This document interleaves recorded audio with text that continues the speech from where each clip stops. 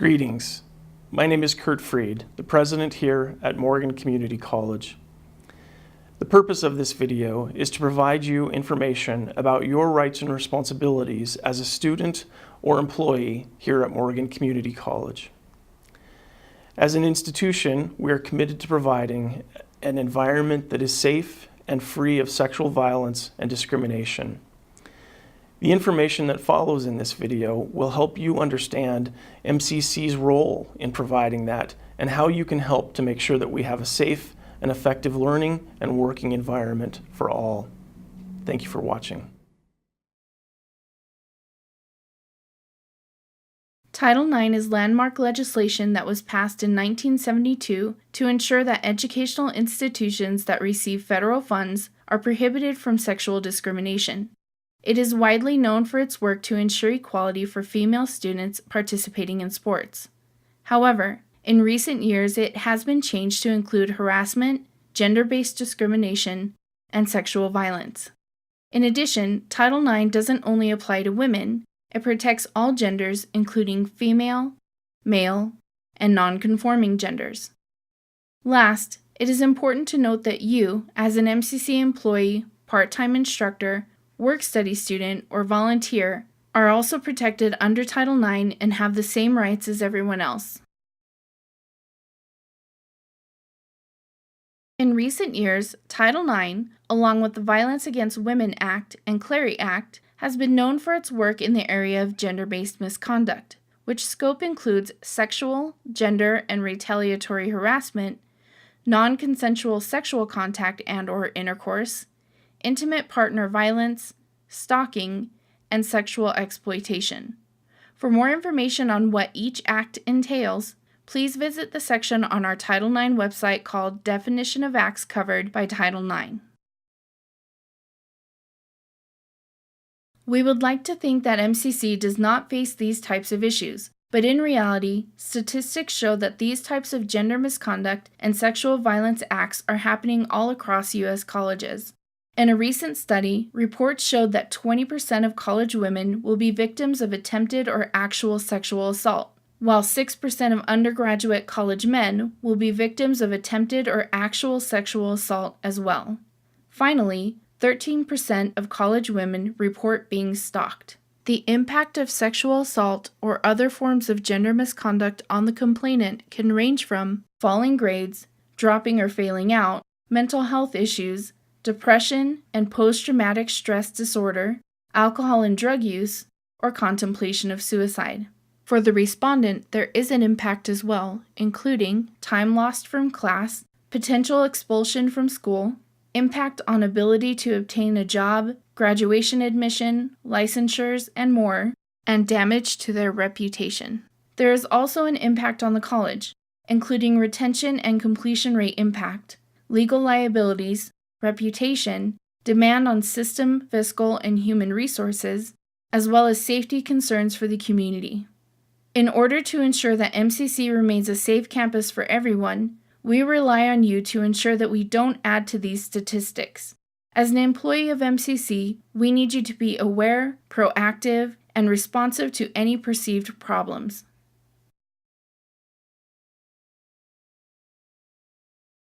Before we cover your reporting responsibilities, it is important to note who is considered staff at MCC.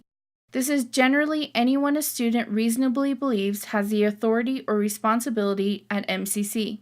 This includes regular full-time faculty and staff, part-time employees and instructors, work-study students, and volunteers. If you become aware of an issue through a report, rumor, allegations, seeing something, or hearing something, it is your responsibility to report it to the Title IX coordinator within 24 hours. At MCC, our Title IX coordinator is the Director of Human Resources. To find photos and contact information of the staff members who can help you with this process, please visit our website at morgancc.edu/Title IX. When reporting, you must give all details, including names of individuals involved. Failure to do so can expose both you and the college to liability.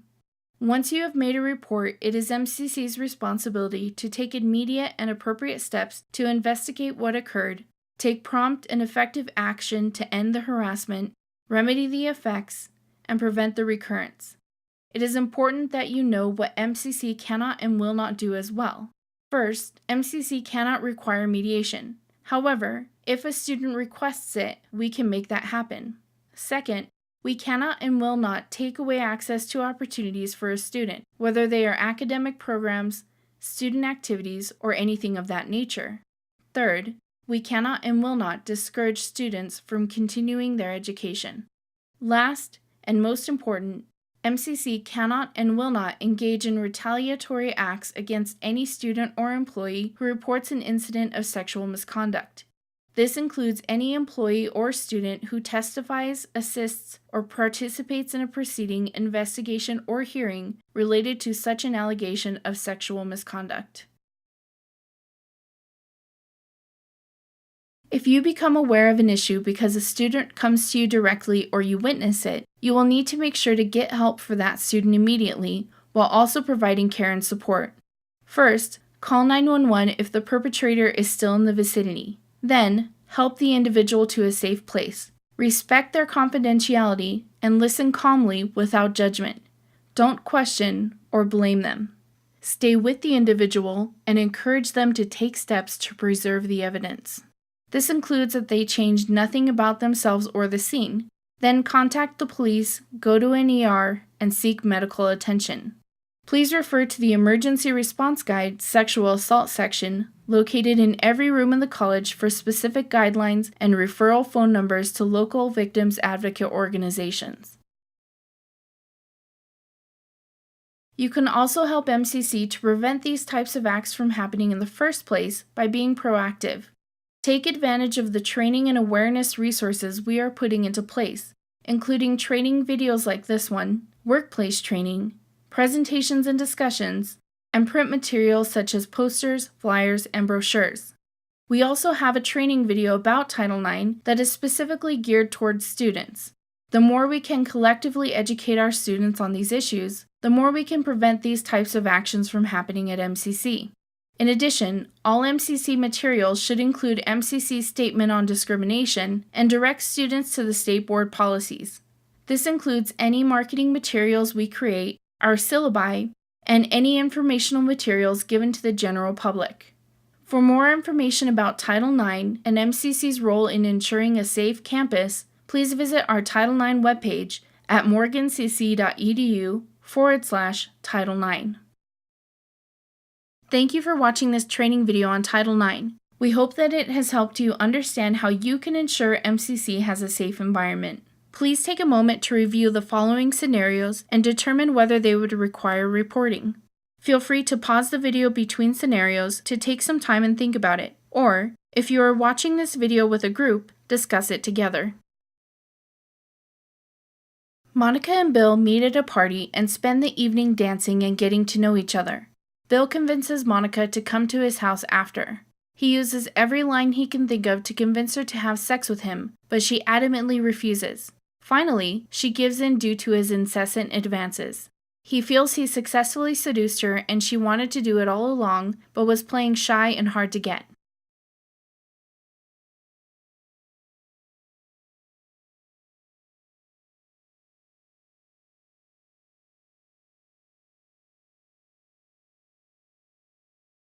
Lily and Julie are good friends and often take classes together.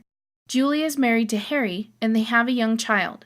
Lily has noticed lately that Julie has missed class, and when she asks her about it, Julie indicates her child has been ill. They used to go to lunch often, but now Julie can't seem to make time to do that anymore. Julie just doesn't seem like her bubbly self, and Lily is concerned, but feels maybe it isn't her place to question the changes.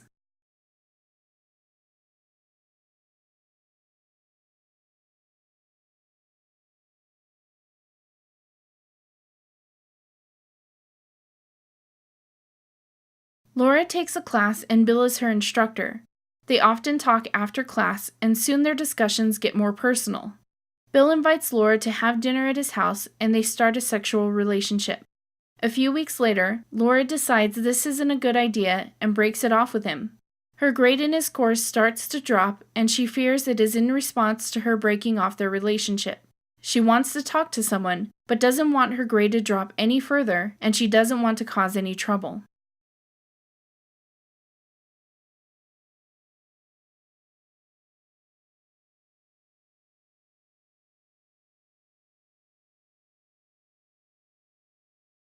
Angelica and Jack have been dating for months, and during that time, they have had mutually consensual sexual relations. One night, Angelica overhears that Jack is also sleeping with a friend of hers. Enraged, she confronts him. He promises never to be unfaithful again, and Angelica agrees to give him another chance. However, she starts to withhold sex from him because she is angry and hurt. One night, Jack is very frustrated with her reluctance to have sex, and he physically forces himself on her, though she tells him no repeatedly. She continues to date him for 2 more months, and then discovers that Jack is cheating on her again. She breaks up with him and is considering reporting the night she felt she was taken advantage of by him.